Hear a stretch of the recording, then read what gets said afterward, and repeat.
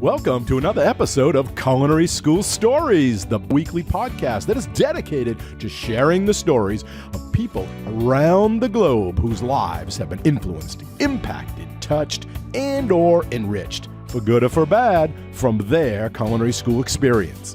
Hi, my name is Colin Roach, and I'm your host. Thanks for joining us today. You are an important part of this show, where we ask the question, what's your culinary school story? So now, without any further delay, let's meet today's guest. Hello, everyone, and thanks for listening in today to another episode of the Culinary School Stories podcast, a proud member of the Food Media Network. My guest today is Alex Rubenic, and Alex, I want to start right out by saying welcome and thank you for joining us today and sharing your culinary school story.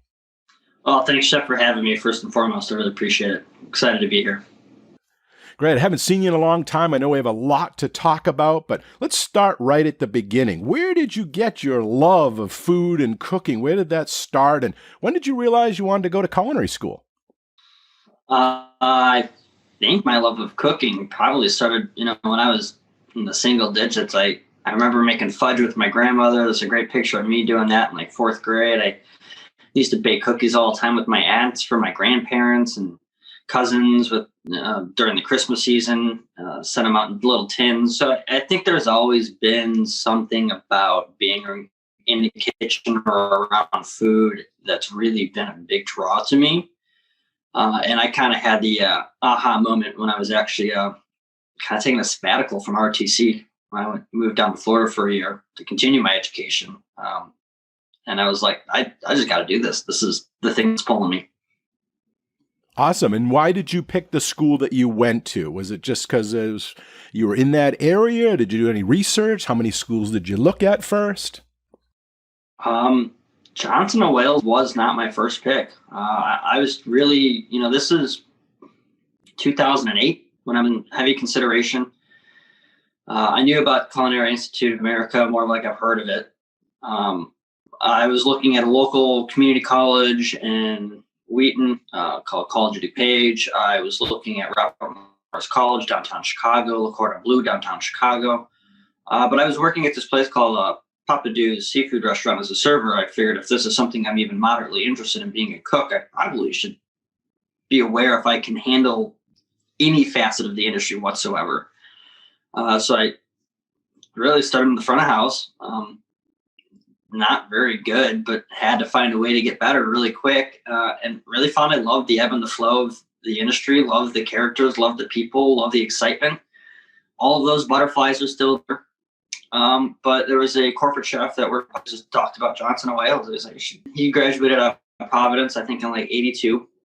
And I took a chance. And I sent my application in, and a couple months later, I got accepted, and I was like elated. I was like getting into an Ivy League school, kind of, because honestly, Johnson & Wales tends to be up there in what they were looking for. But for me, I picked that specific group, that university, because in that time they were really leading the way in the academic side of that degree program. It wasn't just a certificate, and that was kind of the big transition, I think, in the earlier 2000s of getting from the certificate into an actual accredited sort of academic setting where you have not just some associates, but that potential to really go for a bachelor's degree. And from there, you can go somewhere else. And I like that. I like that structure. I like that it wasn't just about back to a cutting board. It was about knowing how much the cutting board cost and why that knife's important, and know where you're getting your product from, and how much all that cost. And that really struck a real chord with me. Great. And why did you specifically pick the Miami campus? Because there was Providence, there was, I guess, Charleston or Norfolk or Denver. Yeah, Norfolk. I think they had closed Norfolk by the time I was looking. I thought about Providence. That was kind of a cool idea. But I mean, I was my early 20s. I was 22, 21, 20, in that area when I was thinking about it. And I mean, why wouldn't you want to go to school in Miami? It's warm.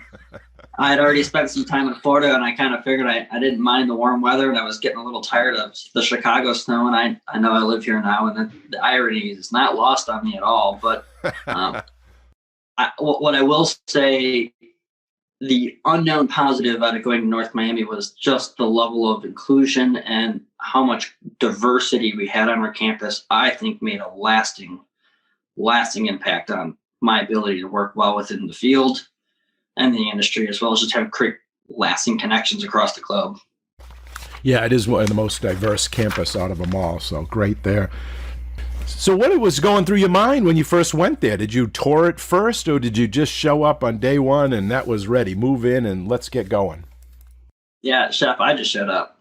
Like, I showed up on moving day. It was a Saturday. I was a couple days ahead to get into the dorm because I was coming from so far away, and I had no idea what was going on. It's the first time I'd ever been really south of Tallahassee on any on any latitude whatsoever, longitude. It was crazy. I just remember driving down like, am I absolutely bonkers for just not seeing the campus, not touring the campus, not really having too many connections down there, just showing up with my bags and be like, this is it. We got to make this work.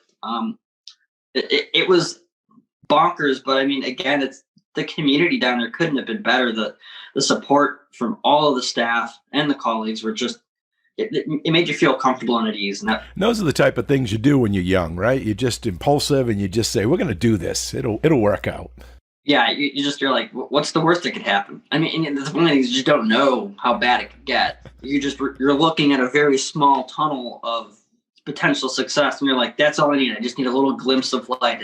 Everything's going to be just fine. Yeah. It's exactly that kind of story. So what was your first impression? Now, when you hadn't seen it before, you pull up, you show up, you park the car, you jump out. What's going through your head? It was warm. It was muggy. It was exactly what I expected to be out of Florida. It was great. I loved it. I remember like the thickness in the air. I remember the smell of the trees and the water, because there's that little creek we had running on the back of our campus, and just struck at the building. I kind of remember really looking at the labs. It was like the entrance to a movie. You're just like in awe. You're like, I hadn't really cooked professionally or at all when I'd gotten on campus. It's really, and I know we'll touch on it, but really my first time putting any product into a pan was with Chef Wayne Bryant in nutrition. And that was horrible. I was really, really bad. Like really, really not good at that. And I couldn't make a crepe to save my life. So I guess we'll say you weren't prepared then. So what would you have, now that you're looking back, what would you wish you had known or what you had done before you went there that would have helped you maybe make that path a little bit clearer, a little bit easier for you?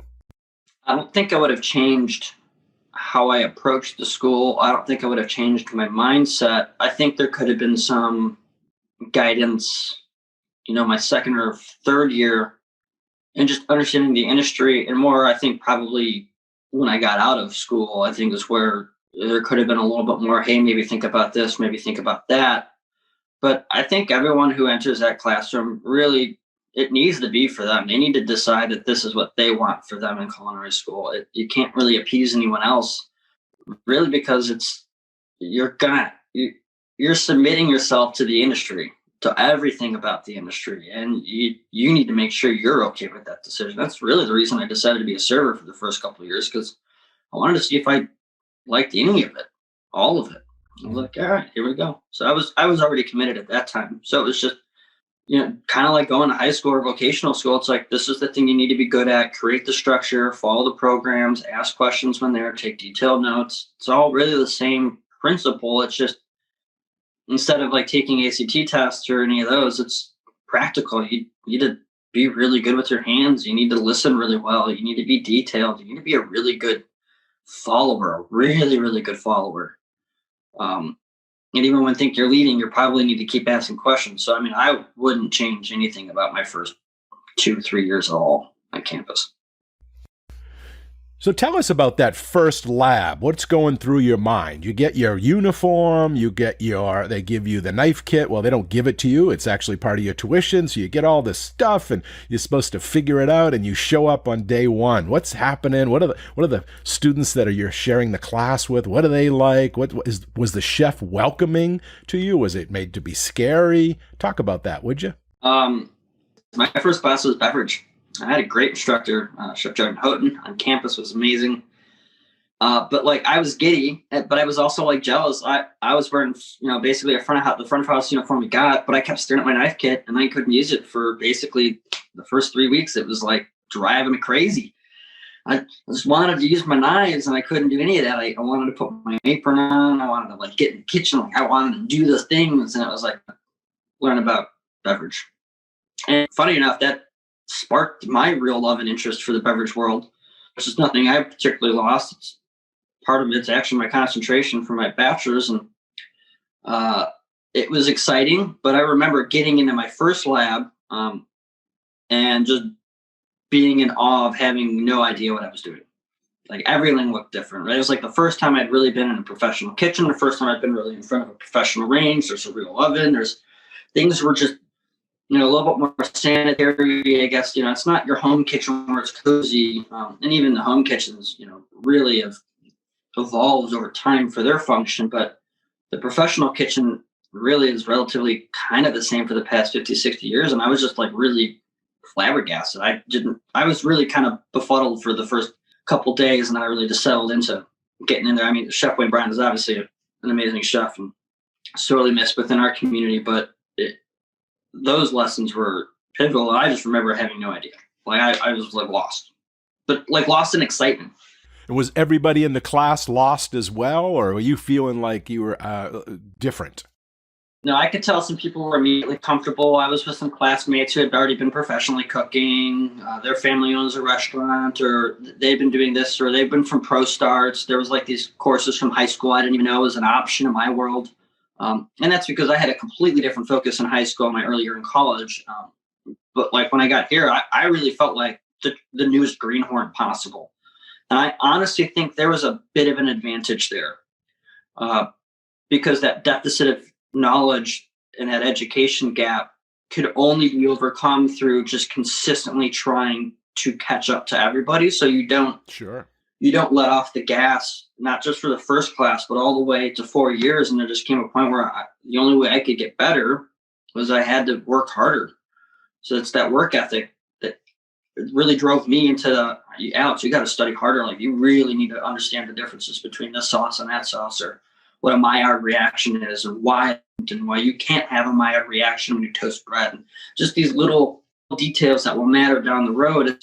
I really pushed myself really hard to get to a point where I felt somewhat competent by my second year. And even then I was like, I think I can scramble some eggs. I passed La Costra. So if someone's listening right now and they're thinking about going to culinary school and they're like, I got no experience, I don't know if I should do this. What you're saying is that's okay. It could be an advantage. It can be. It really can be. It's an advantage if you embrace it. If you really are clear and understanding of the position you're in, and that's the direction in your life and your career you want to take, or if you're taking it not because you want to be a cook, because you need to be, rounded knowledge-wise in the industry. There's a lot of people I know that have this bachelor's degree from our university, the food service management, and they don't really cook much anymore. It's just the complete comprehensive understanding of the fundamentals of cooking that changed their direction in their career. Yeah, absolutely. If this is the thing you want to do, this is great. There are other avenues to be a really, really good cook. There's other avenues to be a great manager in the industry. Just you have to understand where being in culinary school provides. I wouldn't say a competitive edge in the industry. I would say it provides you a competitive edge to close the gap between your peers. You're always in competition. It's just the way this world works. So it's how are you going to put yourself in the best position to be the best version of yourself, to reach the most of your potential as quickly as possible. And I think culinary school, Johnson Wales, absolutely gave me that key to my own success. But it's not for everybody, and I understand that. Excellent advice. So you got an associate's degree, 2 years, and then you stayed on and got a bachelor's degree, 4 years. Talk about that. Could someone just survive with the 2-year degree, in your opinion, and just go on, or do they need 4 year? And if they do, why did you pick the 4-year track that you did? I picked the 4-year track because I promised my mom I'd get a 4-year degree. So you can't really lie to your mom like that. It really will come back to haunt you. That's for sure. I remember leaving my internship. I did my internship in Germany. at a 5-star 5-diamond resort called Sonnenalp in a small little town called Afterschwang, which is about 2.5 hours. That's your 2-year. Yeah, for my 2-year. And did it in the middle of winter. I was like really living in the snow globe for a minute. It was gorgeous. But there was an offer on the table for me to potentially, after I just literally finish a 3-month stint in a class and then come back and work at that property. And that's something I always kind of remember in the back of my mind, that even our associate's degree gave me an opportunity to get right into the industry. It would have absolutely been an entry-level position. Sous chef or chef de partie is not even a thought at that level. You're just a commis, and you're really just trying to learn everything. I thought about it, but I came back from my bachelor's because I had some other aspirations and I had made promises and I wanted to really follow through. And doing that opened another door, which got me to be a 2-year TA for the hospitality college. If I hadn't stayed, wouldn't have been able to have that opportunity open for me. I think maybe you'll understand more than most chefs. It's just you really don't know what doors open around the corner. And you can take a left and that's a different door. You take a right, it's a different door. It's just finding your path and being comfortable with it. Yeah, sometimes you don't even know your path. It's right there in front of you and you just got to go on it. And as you start on the journey, you go, wow, that was a good decision. Yeah. Great. So the 4-year degree, you stayed on, but you didn't stay with nutrition or culinary. You kind of went into the hospitality side, more management, front of the house. Tell us about that as an option. If someone's listening and says, I'm in culinary now, I'm cooking, I love it, but I don't love it as a career. I'm thinking of something else in this industry. Maybe you could talk about those paths, those opportunities, those doors that open for you in that area. Yeah, this will be an interesting start, but something the Air Force taught me is the greatest barrier to communication is no common core of experience. So if you're a front of house manager and you really don't have a fundamental understanding of food, it's going to be really hard to communicate, not just with your front of house team or the guest, which is the most important, but to work with the back of house, to have a fluid, open dialogue.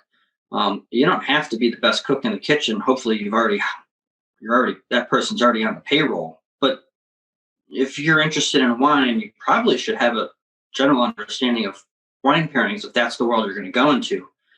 And that even extends all the way to the non-bev world. You're not going to climb the ladder unless you have a couple things under your belt. One, you really got to be competent with food. 2, you need to be very competent with beverage. And then if you come to the other side, you just got to be aware of the overall business operations. And I think that where Johnson & Wales really in the early 2000s, it's a business school first before it was a culinary school. That's every time I talk about Johnson & Wales specifically, I say it is a business school first. They added culinary later. And it's that, for me, at the top end, at the 4,000 level courses, that was the principle that I really saw ring true, is we understood not how to cut an onion, but how to make money on the whole onion. And that, for me, was a really, really impactful lesson. I use your example every day, costing a peanut butter and jelly sandwich. I remember that class. I really remember that class. I remember the people I was sitting next to, and I couldn't get the cost of peanut butter per ounce down right, and I didn't understand how to, remove the 2 slices of bread and factor the loss of the bread that I was losing in the overall equation. So, if you've got, for example, 24 slices of bread and you take 2 away, well, now you have to cover the cost of 24 slices of bread and 22 slices, and it's just understanding all of that arithmetic makes a difference. And to get back to your question, if you don't want to cook for a living, but you're still finishing your associates, you want to go front of house, you've done the hard part. You've got the foundation of knowledge.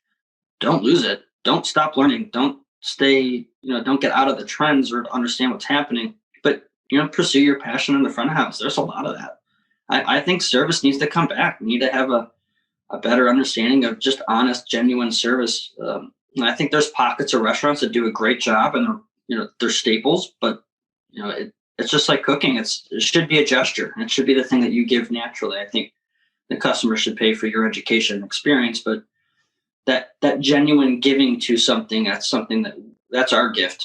That shouldn't really, I don't charge anybody for that. Mm-hmm. I'm just paying my experience.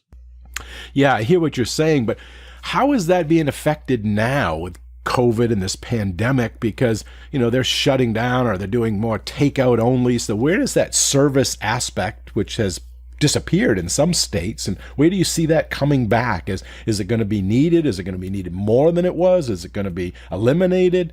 Do you have any thoughts on that? I do. A couple thoughts. First and foremost, I think the word pivot probably hasn't been used enough, which is a little bit of a joke in these days. I think it's swim or die, right? Business wise, you can make smart business decisions, and it's not easy if you're just stuck in kind of that apprentice mode, or just the traditional sense of you're just going to do this like it's a craft, like you're a tradesman in a journey. I think the education we have, the foundation allows me to make better understanding. I can make better choices because I'm more informed, and an informed decision is always going to be better. It's really hard hitting a moving target. I think service is going to come back. This is an unfortunate situation we're all in. It's definitely worldwide, and I think it's long lasting for now, but we're going to be eating in restaurants in a year. We're going to be eating in restaurants in 9 months, hopefully 6 months. So the doom and gloom is over. It's kind of restaurants survive, and service, I think, is hopefully going to be the hallmark, because that's where, the restaurant idea is to restore the customer better than we found him. We need to nurture our customers. I'm literally providing you with nourishment. And I think there's some of that. And to the extent of like fine dining is never going to die. It'll just get smaller. Like the world's top 2 or 3% they make a lot of money. They made a lot of money this past 9 months in this 12 years. They're going to want to pay for somebody, and that's like James Beard's and up. Those restaurants will be smaller. Chicago had 21. I believe we had 21 stars in 2020. We've lost, I believe, 4. So the fine dining world is getting smaller, but it's not going to go away. The Michelin Guide's not going to go away. The Bib's not going to go away. Zagat's not going away. Like all of that's still going to be there. The guests are still going to want to be there. So yeah, dining is going to happen. And I think service is always the cornerstone to a great restaurant. You're going to always want the food and the beverage, but you'll come back because the service is so genuine, so hospitable. That's what everyone wants. You can get that at Denny's if you got a great server who cares that day, or you can get that at a Linny. Yeah, I always say that to my boys when we're out. I'm like, see, that's a good manager. This is good training because there's good service. Doesn't that make you feel good when you're in that, whatever it is, Chick-fil-A, for example? They do something right, it seems, at least in the one around our area. The people are happy they're trained. Then you go to other ones, it's like, they could care less that you're there. And if the food is, irrelevant at that point, it really comes down to how they make you feel and that service and that, yeah, I'm happy to give you my money. I like coming here. I think when I see that, I feel really good about, that tells me a lot about the culture and the operational philosophy that they're living their life by day in and day out, service in, service out. Their focus, their priorities, and how they're interacting with the guest is really aligned, really spot on. They already know the product they're serving is going to be consistent. They've done the work, right? But the intangible in every restaurant is the human element, that human interaction. And when you can get a great manager to communicate evenly, to be a constant guiding coach, and that as a manager, you're a coach, right? You're going to kind of wear that mom and dad hat, and you're also going to be the coach hat. And if you're ever outside of a coach mentality where you can always affect positive change, you're not being a great manager. And I think that's also something where you see a great restaurant, you feel good about the outcome because from the top down, this is a really good crew. Yeah. And that's always comforting. It's the thing that makes you want to come back. Yeah. So true. So true. Let me take you back to school. You had mentioned that you thought you were prepared, or the school prepared you, at least for those first 2 years, and you had mentioned or alluded to something like, wish there was more support for those later years, 3 and 4, or even after you left. Could you expand upon that a little bit and maybe share some ways that they could have helped a little bit more? Yeah, absolutely. In an overarching conversation, it's just really hard to teach someone the industry in 4 years. It's also really hard to teach someone how to start a business in 4 years. I think there could have been some courses that were primers, some general business courses, how to get a tax ID, how to work for loans, where do you start looking for any of that money. I mean, there's an idea that's a great idea. Everyone's got this dream restaurant if you're a cook for the most part. But the idea that a dream's a dream, you need to find a way to finance that thing. That thing needs to get off the ground. Those gaps are hard. And I found out of the industry, a lot of owners don't really talk about how they started. It's kind of a taboo subject about how did you open a restaurant? Where did you get the money from? Who are your partners? Yeah, those are the things that I find challenging even today to have open dialogue with anybody really about that side of the business. There's a few people who are willing to have that dialogue, but I think Johnson & Wales, essentially, specifically my specific campus and my university, gave me a fighting chance to really be a really smart entry level cook. Because there's just so much you don't know. It's like the first day of learning about wine. You're like, oh, it's like two grapes. It's just like a red and a white grape. And you're like, well, that's really funny you say that, because there's like thousands of reds. And there's a bunch that are crossbred and different names. And that we're not even talking about Italy. Italy is a whole thing. We're just going to talk about Cab and Pinot. You're like, oh, what is going on? And I think kind of, paralysis by analysis sometimes when you get overwhelmed with how much you need to learn. And what the structure of culinary school provides is that you can take meaningful chunks of that information and create a foundation that's really successful, and then keep putting building blocks. Your experiences should be the building blocks. That education is like the hard slab of the house that I'm trying to build a foundation on. Yeah, it's a lot like boot camp. They're just getting you in there to figure out how you can hold the rifle. But then you go out to war. It's a totally different thing. And they're just trying to set the foundation. They can't teach you about how to get a loan or write a business plan, where they got to first teach you like knife cuts and how to do a tournée or something that you may need, chopping parsley. Right. So they start there, and you, like you said, you just don't have enough time, and you have to kind of pick and choose. And I guess that's where like an MBA or something may come in. But what courses would you have liked to have seen that were not offered, that now, being out there reflecting back, you're like, that would have been a great course to have? I think I would have liked to seen, at the time, I guess, our capstone. I just actually missed the capstone at our university. I would say at the 4,000 level course, I think there could have been an elective. It would have been probably harder to staff, I think, from the logistical side of the university. But I do wish there was like an intro to business 101 of the industry, where you actually do talk about tax IDs and you talk about writing a business plan. Like, no one, we had this idea that, put your dream restaurant together and dining, but there's like, you need to be able to hand me a business plan and then go to someone who's going to hand you money like that. Just that understanding the language is important. Those are the things I find take time. I'm currently right now researching how to do a HACCP plan from start to finish. And that's an undertaking. And I remember learning about HACCP in school, and it's still like, I don't expect never expect Johnson & Wales to really run me through we're going to create a whole HACCP plan for this thing. Like that you need experience. You need a lot of knowledge to get there. They do teach that class now. I just finished it. Yeah, we have advanced food safety, HACCP, and special processes. So it's like, food safety. And the project in there is to write an actual HACCP plan and take it all the way through, even your prerequisites, going through those before you even start the plan and building the team. So we do it. It's a tough class. It's actually required in the Culinary Bachelors, but it's a tough class because, as you know, as you're going through it now, it's dry and there's a lot of laws and a lot of rules. I read the Chicago Food Code yesterday. I read 58 pages, line by line, sentence for sentence. You've got to want to read that. Like, you've got to want to be looking for that information. And then, it took me years to get to a point where I was like, all right, everything they're saying actually has a place in my memory bank. Like, I can say, I understand what this line means, why they're wording it this way from the health world, and it makes sense in my operational tempo. But it took me years to get to that point where I could understand that. And Johnson & Wales did a great job. Really, I think the most important part is documentation, being very rigid and disciplined, and temperature logs, being disciplined and just keeping everything organized. So that structure, that foundation is already set for me. Now I'm going to go back and keep putting building blocks. And that's something, and I'm glad you guys are doing it. That's huge. That gives someone a mental nugget to keep in their head that down the road probably will produce some sort of fruit form. If you're a young cook out of school, you're probably not going to be writing HACCP plans for your first year.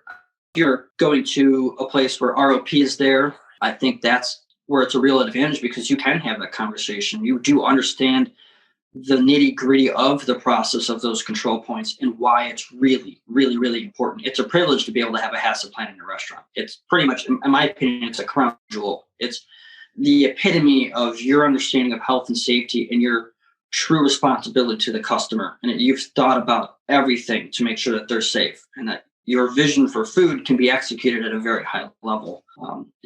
I think it's great.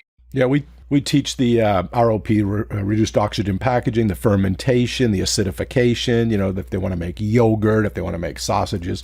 So we go through all that. I don't know if it should be a required class, though. I mean, I think, like you were saying, there's missing an entrepreneurship class. Maybe there should be an elective for those that think, well, I guess you won't know if you want to go into HACCP down the road, but those that want to could take the class. But being a requirement, some paths that the students may take, they may not need that. But again, that's for the Culinary Bachelor's degree program.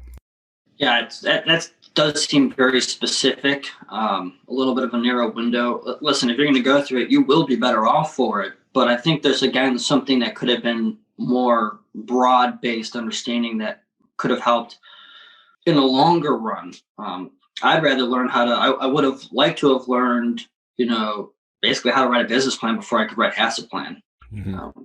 Then I can know my dream to open a little sandwich shop is going to be more reasonable before I'm like, well, now I want to do curing, dry aging, all that. Yeah, I think more electives would be good. We currently I teach two other ones that I think have been added since you've left. One is Introduction to Culinary Instruction. It's an elective for those that may want to go into teaching. Great. And the other one is Food Media Presentation Skills for the culinary student, for those that want to learn how to, do a blog, do a podcast, do a YouTube channel, be able to present, whether it's for TV. So we have that as an elective too, that people may want to go into that route. So I think more electives, it allows people to kind of pick their own unique, customized path would be the best. That's huge. Yeah, those are great options. And I think it's very poignant to the market, because those are things you need to know. Being a chef 30 years ago is not being a chef now. Being a chef 40 years ago isn't even the same thing.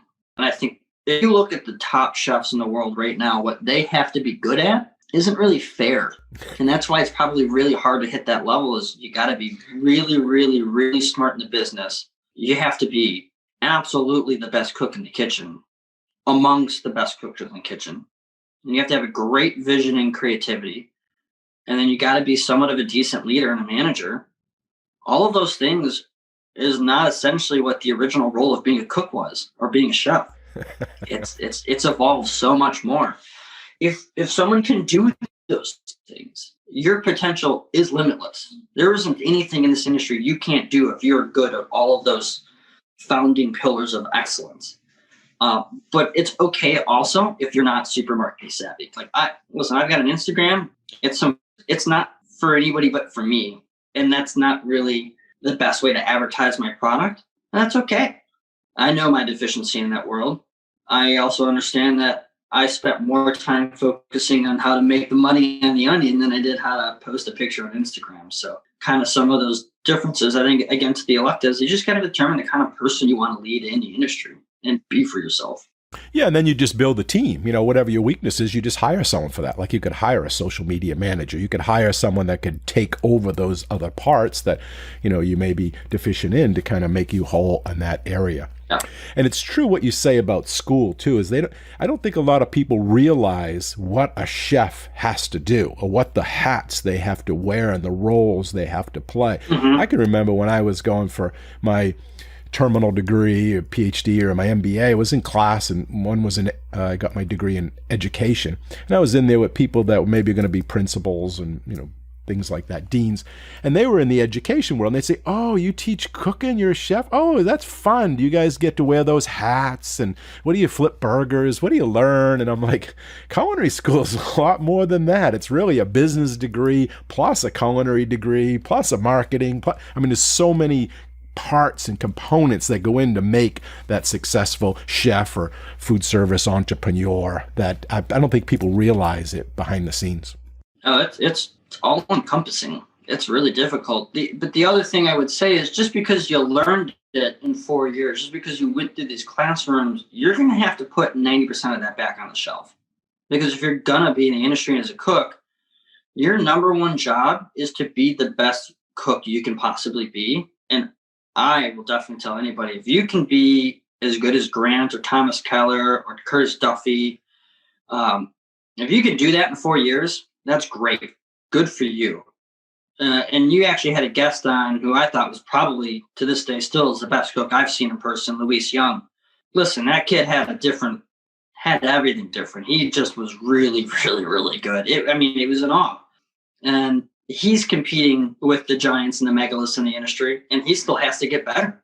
And he would say that, right? Because he's still pushing himself to reach a new height. And I think that's the other thing is he invested so much of his time and energy, as I have, as great chefs do, is you invest back into the fundamentals. I mean, once you leave, the only thing you should be asking is, what do I not know fundamentally off the top of my head? Can I make a perfect hollandaise 1,000 times every day? Yeah. I put béarnaise on my menu for 2 reasons. One, it's delicious.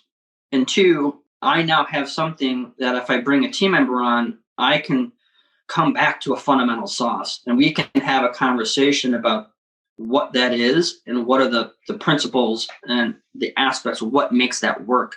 So it's a teaching moment. So I've built already preemptively a teaching moment of just pure foundation already in the menu. And I think of it those ways because I just want to be technically sound on the base level. And the more I focused on that, the better any of those little gadget tricks have gotten me. Yeah. Those little things in your sleeves, those have become easier to execute because the basis is just really, really, it's secondhand. I got it. It's easy. That's perfect. Yeah, béarnaise is one of my favorites, and it's a good fundamental sauce. Talking about Luis Young, very talented, and he was a guest on the first season of this show, and listeners can go back and listen to that if they like, but he really went into the sacrifices. I mean, he had to make, sleeping on the floor, working the numerous hours. So if anyone's, looking at that level, think about the sacrifices you have to make. And it was interesting, too, that he spent some time in front of the house, like you were just mentioning earlier. He says that really helped complete him, knowing both sides of that, the front and the back, and breaking down that wall between the two of them. Yeah, again, at the chef level, at the man, and I guess I want to be specific, really specific here. When I'm referring to a chef, I'm referring to a manager or a leader of a team. If you're not, in my opinion, if you're not leading a team of a sous chef responsibility, you really haven't earned it. It's a title, right? You have to wear that responsibility. It's just because you can fly a plane doesn't mean you're the captain of the airplane. You're the first officer, right? One of those is a specific title. You're able to do a fundamental job, but one has a different responsibility. So when you're a chef, the thing you have to ask yourself is really two questions. One is, are you well-rounded? And second, how bad do you want it? And that sacrifice always comes back to the how bad do you want it? Are you willing to take pay cuts? Are you willing to work for less than you think your value is currently? Are you willing to work an extra shift? Are you willing to pick up an extra shift? Are you willing to work at a higher level kitchen at a lower level position? You've got to ask yourself, how much are you willing to, what are you willing to put in front as opposed to your granular vision of being successful? Success is something that will come to you. It will be a drawing force because you should be doing everything you can to build a rounded individual. You don't want to get hyper specific. And I think that's a key point young cooks need to understand sometimes is if you're going to do culinary school, great, do it. It's there to put a foundation, but you're entering a trade. It's one of the 3 oldest original jobs that we can understand in the trades, like this, basically bricklaying, cooking, and another job. And we know the third one is. But to that point, it's that mindset. I've always found that person excels, putting the effort in. And I've been out of school for almost 10 years now, a little less than that. And I've just now gotten to the point where my experience is starting to match my education, right? So if you've got a 4-year degree and you've got 10 years in the industry, I kind of find that like the perfect sweet spot. Because you've seen enough, you've gone through enough things, you can have an honest conversation about what's happening. Experience is always the king. Education is the thing I felt in my world that when I get to the upper levels, when I get to that chef or sous chef, that's when my mind or my education works better in communication because I have something to draw on. You're drawing from that academic world as much as you're drawing from your experience. So it's principle and practice, and you're able to really collide them together and be a really good force. Mm-hmm. But you got to sacrifice that. I say it all the time, like I pretty much put my degree on a shelf. I don't hang my degree anywhere. I don't do any of that because I'd rather have my work and my experience be the token. When we talk about the degree, I'll tell you what's great about it. But I want my experience to be the first thing that leads me to the room. the degree should be now we can have a real dialogue about food costs. We can have a real dialogue about menu engineering. We can have a real dialogue about building a team. All of those things. That's where that I feel makes a bigger difference. Yeah, that's true. And I've had other guests that say it takes about 10 years, to be that chef, sous chef, to get into that management role. And I agree, because it's almost like medical school. You got to go in and do your you do your learning, that's the school part, but then you got to go out and do your residency. You got to go out and practice and do different roles and apply those learning and get more experience. And then after a certain amount, then you can be like a doctor and open up your own practice. And now you're ready to lead and use that combination of experience and education. Absolutely. Now, you mentioned sacrifice, and Luis Young, when I had him on, he mentioned sacrifice too. Obviously had quite a bit. And he also brought up an interesting point. He talked about questioning himself, that he had along that way, those 10 years, he had self-doubts, whether that was the right path or did he make the right decisions. I'm wondering, did you find that as well through your 10 years after school? Every day. Every day. Yeah, your dream should be so big and your belief in yourself should be so big that it scares you just a little bit. Because that fear is going to keep you aware, and hopefully you can channel that energy, at least I do, of saying, okay, I really want this. What is the actual best move? What is the thing I need to do to be that version of myself? I don't want to pretend to be a chef. I don't want to play. This is a life, and there are standards that the industry has and fellow chefs have. I have to gain respect for these people, for my colleagues. And you're my colleague. Every instructor now I've ever worked with is now a colleague, because we're in the same huge, huge fraternity that spans races and genders. It's a beautiful, beautiful world, but it's a respect-based world, and you got to put the effort in. You really need to understand, like, do I belong here? The answer is yeah, you do. There's always a place for someone in this industry. That's what I love about this. There's a place for everybody. It really welcomes everybody. It's also really, really hard. Really, really hard. In those sacrifices, you're never going to go somewhere if you don't take a risk.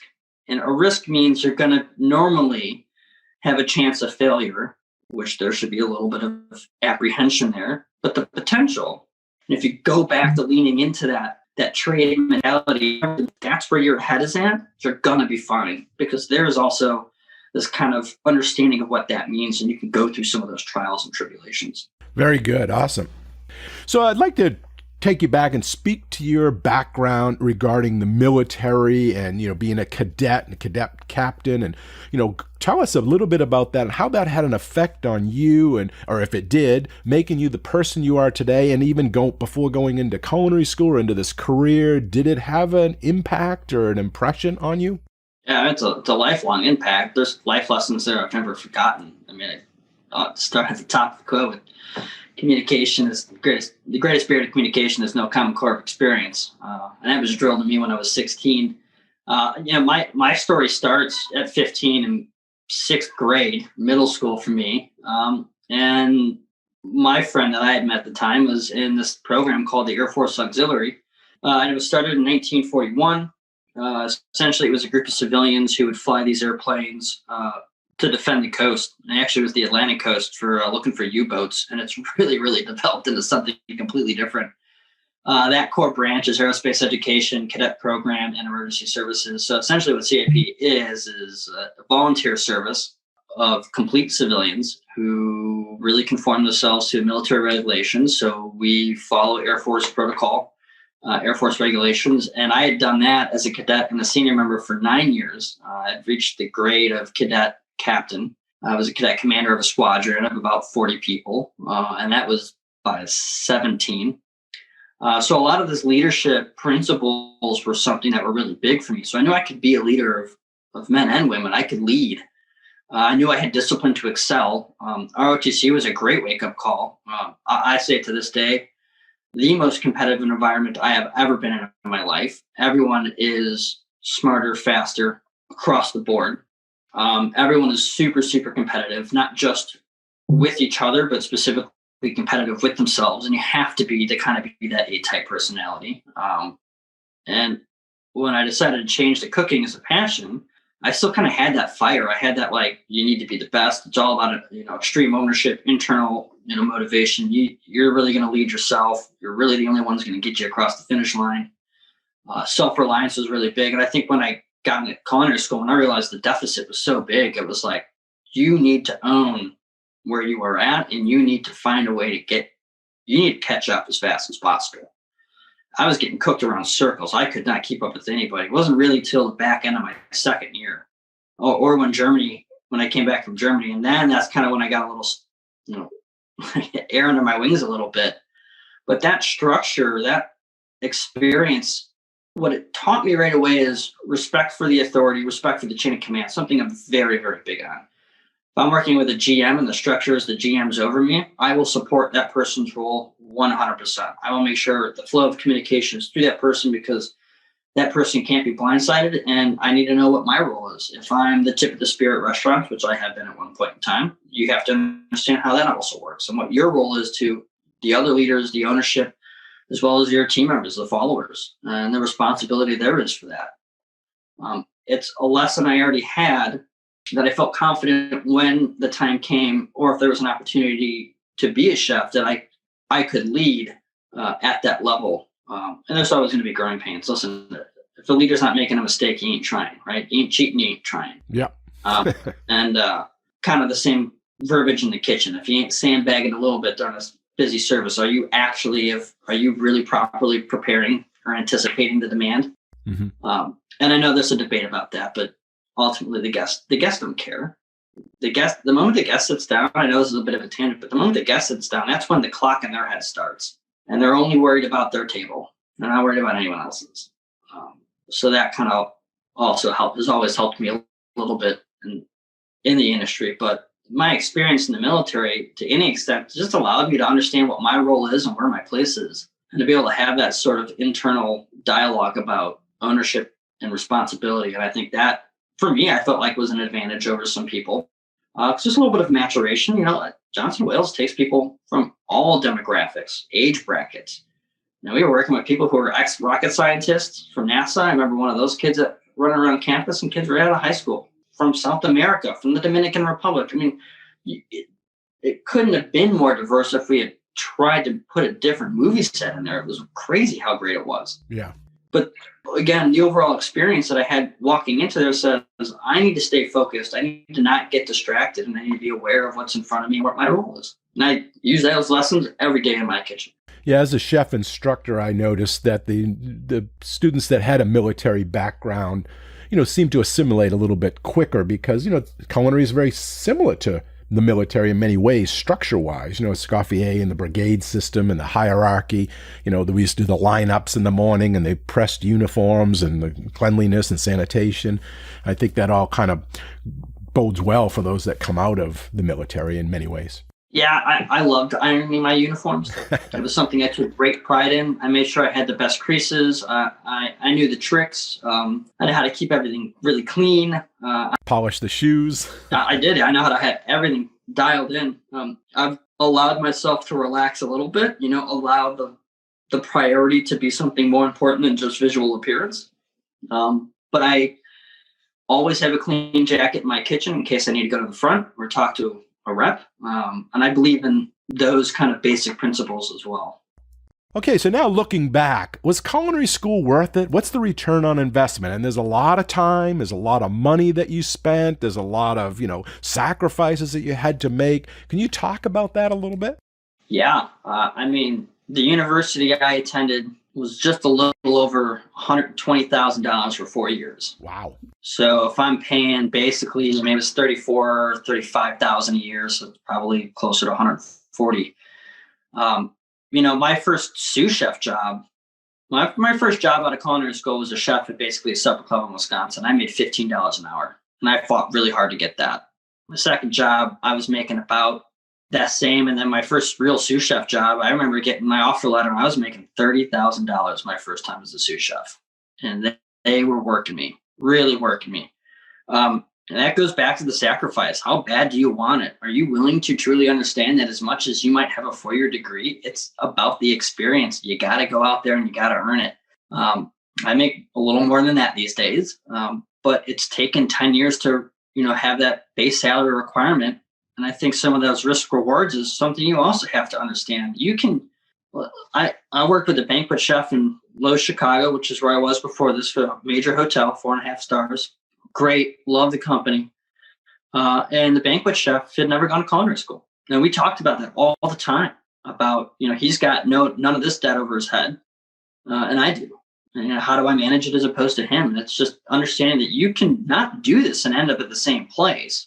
Where I think the opportunity to improve is I think what I have an advantage of is when we start talking nuts and bolts about food costing and doing any of the back end stuff, that's where I find I excel, because it's really, really, really easy to understand, because we've had those serious foundational understandings.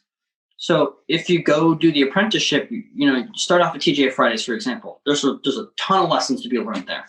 Then you go to a little cafe or mom and pop shop, and then you maybe find a James Beard chef you really want to start learning your skills for.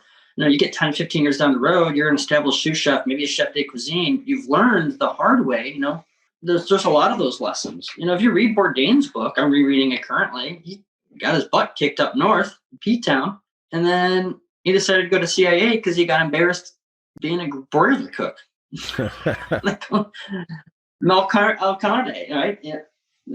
They were making fun of him, and he came back with a vengeance. The culinary school just gave him a foundation to stand on, but even Bourdain had to keep pushing himself in the industry because no one really cares. Like, that's the joke, is like, well, the kid went to culinary school, no one cares. Well, actually, employers care. Other cooks don't care, because it's either you can cook or you can't cook, or you are going to be a great manager or not. It's when you get to the point where you're going to start using that degree, menu engineering, food cost, developing HACCP plans. All of those things really do matter. And you have to determine whether you're willing to, are you going to pay for it through your time, or are you going to pay for it through your pocket? And you can do both. And you should do both a little bit, I think. Maybe you take an online course. It could be from the Harvard School. It can be from Johnson & Wales. All these things make a difference. But listen, for a university, for a degree, it's expensive. Absolutely. There's a real cost attached to that. And you need to ask yourself if you're willing to live that life, if you're willing to accept the responsibility of all of that. It's something to consider, right? It's not just about learning. It's about a full picture of your life the moment you graduate. So yeah, you don't go to culinary school to be a line cook, right? I mean, it's not a hobby.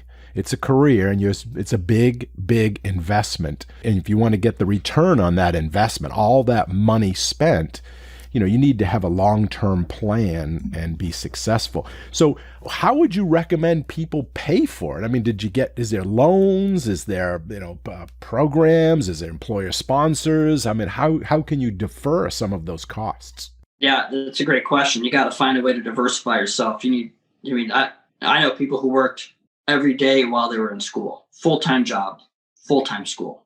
Couldn't believe it. Some people used a GI Bill. Great advantage for that. Some people were financed individually and could afford that. Me, I was in a position where I had saved a little bit of money from working. I was able to put down a couple $1,000s to start, and then I needed FAFSA grants. I needed Pell grants. And they came to the point where I had to go try to be an RA because I needed to find a way to cut the cost. And then after I was an RA for a year, I was really trying to be a TA because I wanted the scholarship. I wanted the opportunity, but I wanted the money. Because I needed to find a way to survive, because I wanted it that bad. I also wanted to learn and be a part of, the educational team from that aspect. I was really, really intrigued in the leading learning cycle that I had to immediately adapt. But my path to getting out of school was basically 3 years of some sort of service to the university in a supporting role. And I wouldn't have been able to get to the other side if I hadn't been a TA. I was really thinking about not coming back because I couldn't afford it. My family wasn't really able to support me as much as they wanted to. And I think that's most families. Everyone's in that boat for a lot of the cases. You got to decide if you want it. I mean, yeah, you can go cook, work for a hotel and say, hey, I'm interested in going to culinary school. You guys want to start paying for some of that? Well, we'll maybe pay 30, 40% and I'll pay the rest. There are those options out there. You got to look at all of them. Apply to grants, apply to scholarships, do whatever it takes if you're serious about it, because if you're spending that much money, and I've seen it, I've seen people who have these degrees and they just don't use them anymore. I feel bad for them. If they have to pay it off, you're paying for something that you weren't in love with. That hurts a little bit. If they can handle that, that's great, but that's their decision. For me, I love what I'm doing. It doesn't mean I love every day. It doesn't mean every day is easy. It means I'm just putting the effort in because I'm aware of how much it costs, and you got to give it a go. You got to compete. And those are some good tips on how to maybe defer some of those costs. But for the listeners, maybe you could explain what is an RA and what is a TA and how that can help, foot some of that bill or reduce that cost. Yeah, I was a resident assistant.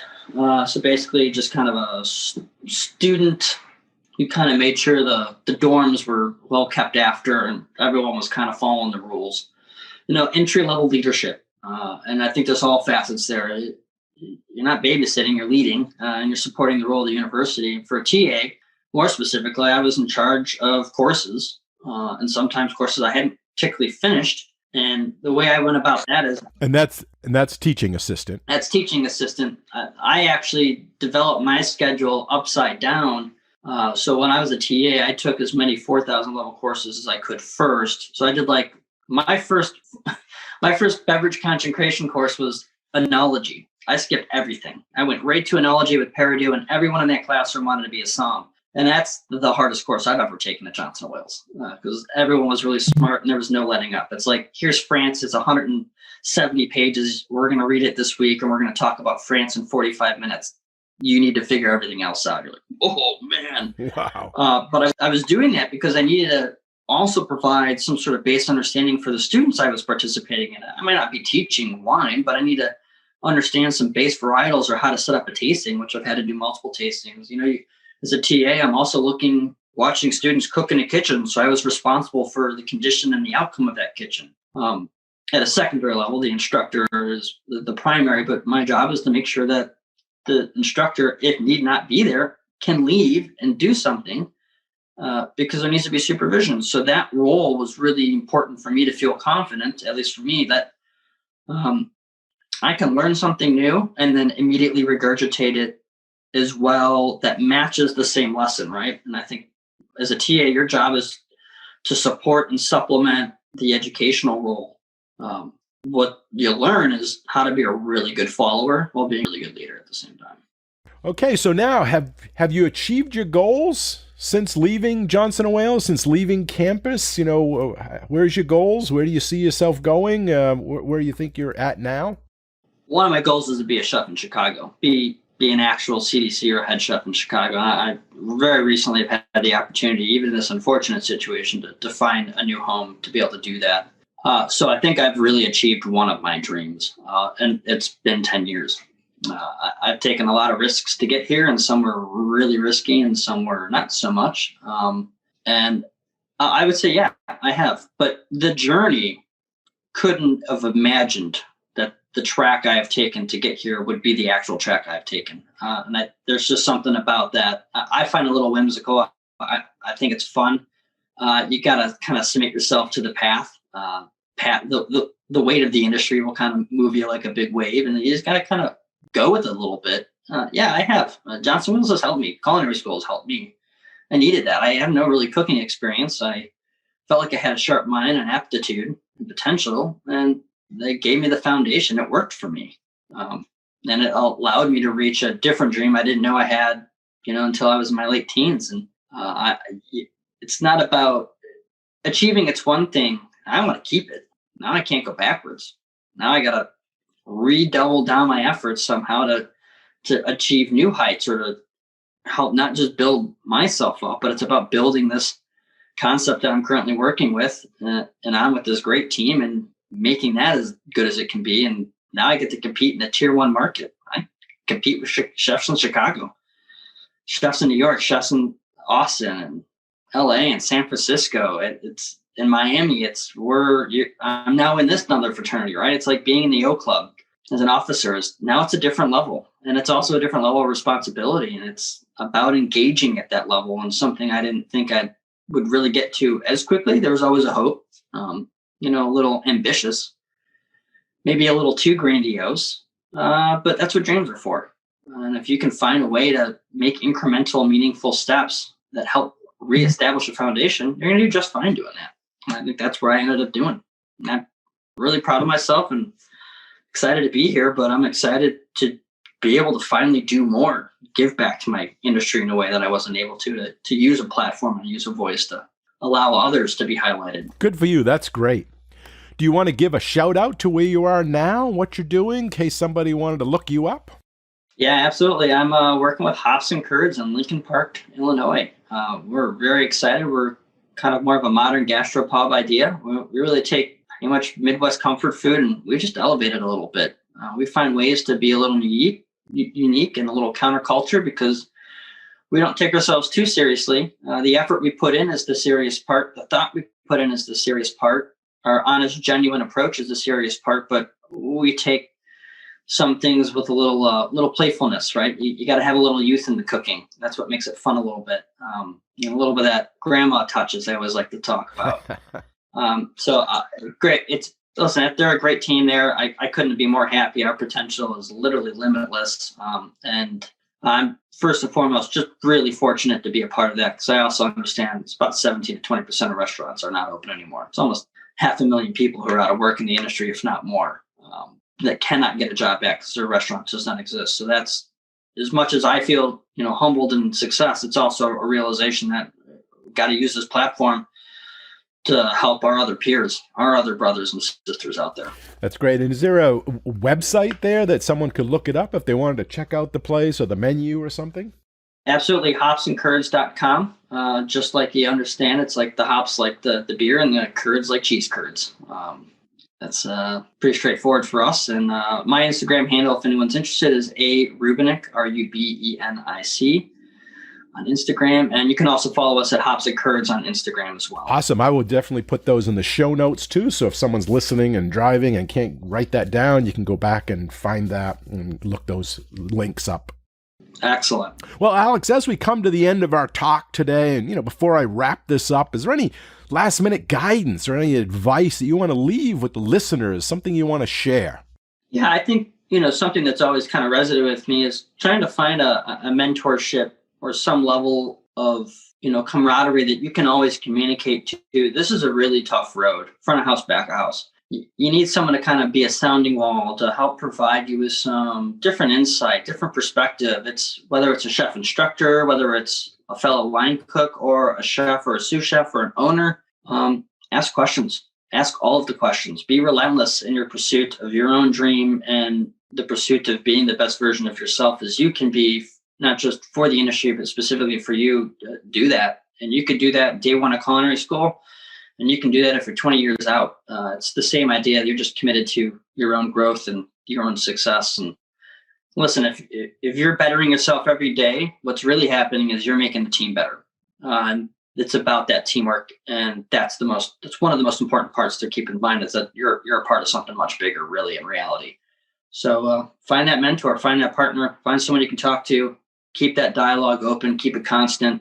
Ask questions, be fearless. Well said. And that is something I hear with all the guests on here. They're always talking about mentorship and offering themselves, because I think that's the hospitality in all of us that, if they can ever help. And I always tell my students too, that if I can ever be a resource for them anywhere in their career along their journey, I'm always here. And I think that's so true for everybody in this industry. We're always willing to help and give advice and give whatever we can.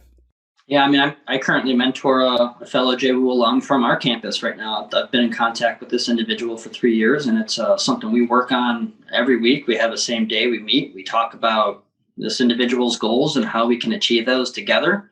I'll extend it to really anyone listening here. If they're a young cook and you got questions, do not hesitate to get in contact. The more questions you ask to anybody is the better. You hit it on the head. It's our hospitality. That needs to be the vibrating light in the inside, the thing that you do care about. That's the gift, right? You can't teach someone to care. Either they do or they don't. And I think that's what makes us unique. As much as we have hard days and bad clopins, you always come back saying, I could make someone's day today, though. And that's pretty special. That's true. And I'll piggyback onto that. If anyone is listening and needs advice or wants a follow-up, reach out to any of the guests that have been on this show. I think every one of them, you go in their show notes, there's their bios, there's their social media contacts. Reach out to them, or anybody, myself or anyone at a school or any restaurant. If you talk to a chef or a manager in this business, I know they would help you in the long run. Write them an email. I'm sure they'll answer you. Absolutely. Well, that is just about all the time we have for this episode. I want to first thank you, Alex, for coming on the show today and sharing your culinary school story with all of us. We really appreciate your time, your insight, and your honesty. Yeah, thank you so much for having me on. I really enjoy this. This is the stuff that gets me excited every day to be able to share and talk about our industry. It's really a blessing. So thank you so much, Chef. Oh, you're welcome. It was great catching up. Thanks again. I enjoyed our chat. Bye-bye now. Have a good one. And a big thanks and appreciation also goes out to all of you, the listeners. We hope you enjoy the show and this episode. You all are a big part of this show, so please let us know what you think. Your comments are always welcome, and they help us in making the best show possible. You can email them to culinaryschoolstories@gmail.com. That's culinaryschoolstories@gmail.com. Or even leave us a voicemail at area code 207-835-1275. That's area code 207-835-1275. And if you like the show, we have a big ask of all of you, and that is to share the podcast with everyone you know and to give us a positive rating and review on Apple Podcasts. Okay, until our next Culinary School Story, take care and be well. Bye-bye. Culinary School Stories is a proud member of the Food Media Network.